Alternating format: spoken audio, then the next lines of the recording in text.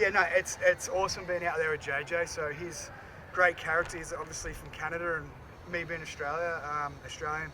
Whenever I travelled, there was a lot of similarities from people I met with Canadians and Australians. So he's got a great personality. We have fun out there, especially when he's piping like that. It's awesome to be around and especially be involved in, for sure. So you're both socialists then, right? Yeah. We sure are. We sure are. So no, it's good. Can you talk about what you were kind of tweeting about this past week, like getting the YouTube channel started and wanting to go into broadcasting and all like that? Yeah, for sure. So Yogi, who obviously sports broadcaster with the Pac-12 network, so I just reached out to him, wanting to, obviously me being my age, I have to do something next year, so I have to sort of get an income. So so it's definitely something in my interest. Being in media, like journalism, whatnot, and I just love sport. So I had a chat to him and sort of his path and what he did, and just getting comfortable in front of the camera. And I just thought what an opportunity it would be just to start something up, just have a play around with it, fiddle around with a YouTube channel. Obviously, Australian punters are sort of a commodity at the moment. A lot of you guys and even young American aspiring punters just want to know how to do the rugby rollout punts and whatnot, and there's nothing on YouTube at the moment. Like I spoke to Carson and Colin Flintoff, and I just spoke to them about it, and I was like, when you guys obviously heard that I was coming here, or even when you guys heard about Australian punters, like, did you guys ever YouTube it? And they said all the time, but they could never find anything on about the skill set or on how to do it. So I thought, well, there's obviously a space for me to open up into there, and obviously teach some young guys in how to transition also and add an extra string to their bow with the rugby punt, or just all the different type of punts that we do. So yeah, that's pretty much the thought process about it, just for me to sharpen up my skills and my camera presence and whatnot, talk a bit of rubbish on air, and yeah, just have fun with it. So have you kept an eye on Pat McAfee, because he's punter, kind of made it into the broadcast? Yeah, obviously, yeah. So he's obviously the king of that stuff. So it was cool. So before a game that we played at Stanford on the weekend, he was obviously commentating, and he came out in the field and had a chat to him before, and he was awesome, funny guy, and just sort of gave me words of encouragement, and he was cool. So it was great sort of speaking to him and getting those words of encouragement from him, just about punting and just everyday life and whatnot. So it was awesome. He obviously jinxed me on that first punt when he told me it been going well. So I'll tell him not to comment again on anything about that. But no, it's all good. Take us through that play. What happened there? The first one? Yeah. Got blocked, didn't it? So first one, so we're meant to spiral right, and so obviously I caught it. I saw them rushing, so the guy, so we'd gone in and game planned, and he wasn't where he was meant to be, so we thought it was going to be a safe look. He stemmed late, and so he gave us a different look than what we were anticipating, and he stemmed late, and I saw the rush, tried to get it off quick enough, but the guy made a great play. Awesome play he made. He obviously jumped over our shield.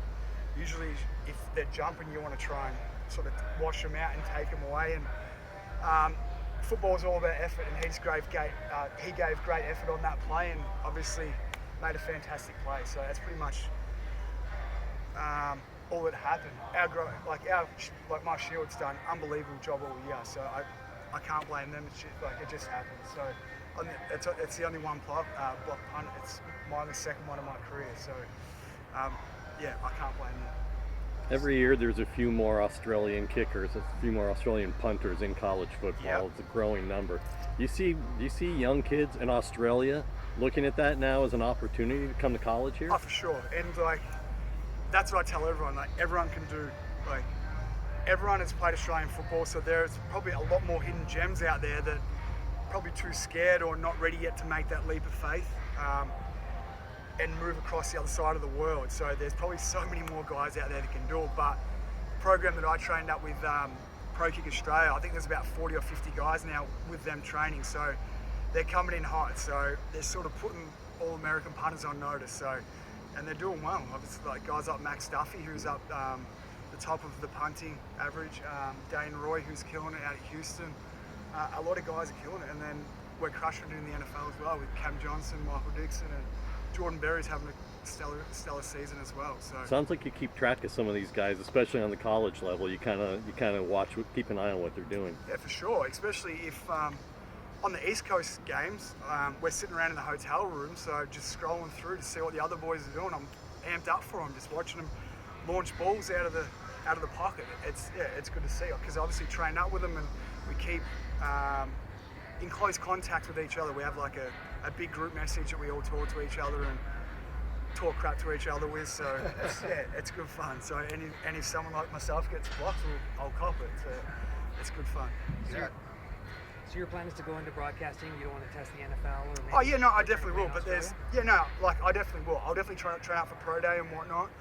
I'm probably not having the best season that I anticipated. So, but that's all right. So yeah, no, I'll definitely work up and have a crack at that.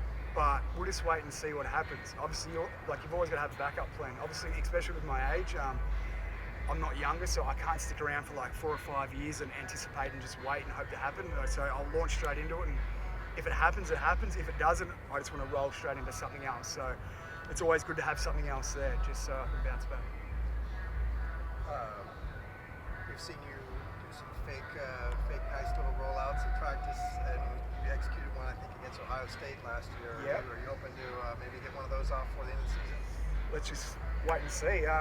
Yeah, I hope so. So I don't mind rolling out or even just tucking and going for a run. So stiff arm a few guys and just run 100 yards. Well, that's what I dream of. So, but sort of reality and my dreams are two completely different things. But yeah, I think I'm too slow. I'd probably get 5 yards and be swamped by about 12 plays. So, but yeah, so fingers crossed. Let's just wait and see what happens. What was your success rate on that at Maryland, on the fakes? 100%, mate. Got the best QBR in Maryland history. So 100%. So 2 from 2. So Wow. yeah. So You gotta keep that in the minds of the quarterbacks over here. I Let always them know. give it to him. So I told him I'm the best quarterback on the team. So I always warm up next to Dorian, just slinging it. No, thing comes out sideways and upside down. So, but it doesn't matter how pretty it looks as long as it's effective. So.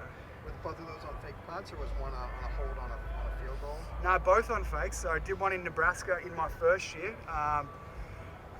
It was just catch, roll out to my right, and just hit up just one of the shield guys for first down, and then the last one was the Ohio State one when it was, I didn't know the score. I think it was tied going into 7 minutes to go, going into the last quarter, and yeah, it just worked out perfectly that they rushed and Urban Meyer pulled out the little hair that he had on the sideline. So that was good. Next way. Thanks, No worries, Wayne. mate. Thanks, Wade. Thank Taylor, do you think? Yeah, it was. I mean, as you said, we're a young defense, and we got some older defensive leaders, but we're young, so you expect it's going to take a little bit to put it all together, but we just really put an emphasis, and especially Coach Kelly, just us having fun as a unit. I mean, we have a pretty in-depth schematic program here, and sometimes it gets a little more complicated for us, but he just really wanted to put that aside and for us to not worry about making mistakes, just to fly around and have fun. I think that's what we did, and that's why we saw a lot of success. How does that work? You just not focus so much on the details and just go out and fly around? I mean, how does that kind of work? I mean, it's different for every person. For me, it's more just not trying to be perfect. A lot of times I want to be perfect. I want to not have any mental errors, be like in my perfect assignments, or 100% assignments and stuff like that, which obviously you want to do, but sometimes I can slow you down just constantly thinking like that. Sometimes you gotta let it loose and be a ball player, because that's what they want to do. They want to make plays, so we were able to do that. Do you expect to see more of that this coming week? More of the just playing on instinct? Yeah, I think so, because I mean, obviously we saw a lot of success when we did that, and it was a lot of fun. I mean, I don't know if you guys could tell, but we had a lot more energy as a team, and it was a lot of fun to be around those guys. And like I said, I think it will carry on. I hope it does, and that's the plan. Was there somebody who said something that kind of sparked that change, or how did it come about? Like I said, Coach Kelly, really. I mean, it's something that we all say, but like once our head man said it, like, guys, I just want you to have fun. I want you to enjoy it. I mean, after all, it is a game. I mean, we take it so seriously, but it is a game. So yeah, I would say Coach Kelly is the biggest person. Once we heard him say it, we're like, all right, like, let's go do our thing. Let's ball out. What are kind of the challenges that Arizona State presents? Maybe a little bit more of a mobile quarterback this week?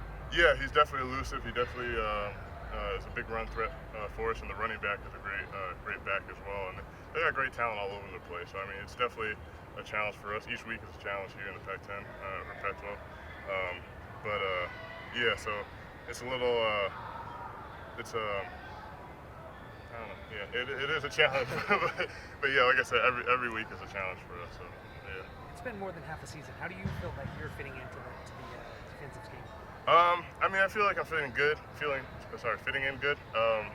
But obviously, I mean, I got my first sack last week, which was great. But I wanted that to be a lot sooner than it did come. But I mean, it's all in God's timing for me.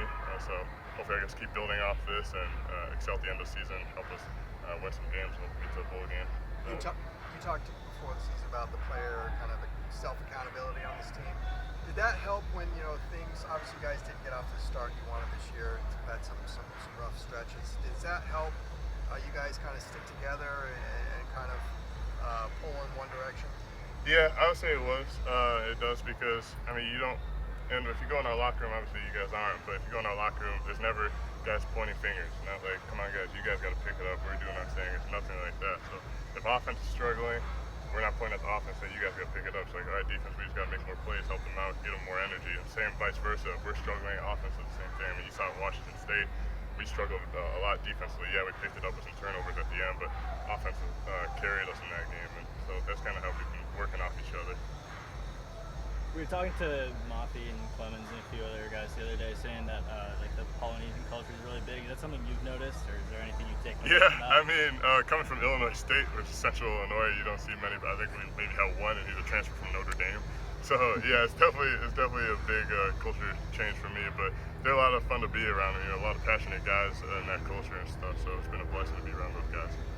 It's a good time of year to be in California instead of Illinois. Oh my gosh, yeah. I was on the phone with my dad the other day. He said it was low 40s, rainy, windy. So and no complaints here. A lot easier to wake up in 70 degrees and sunny. So yeah. Is it tough to practice in the heat, you think, or getting used to it? It is, but I mean, getting used to it. I'd much rather practice in this heat than 40 degrees of rainy and windy. So yeah, no complaints from me. Absolutely.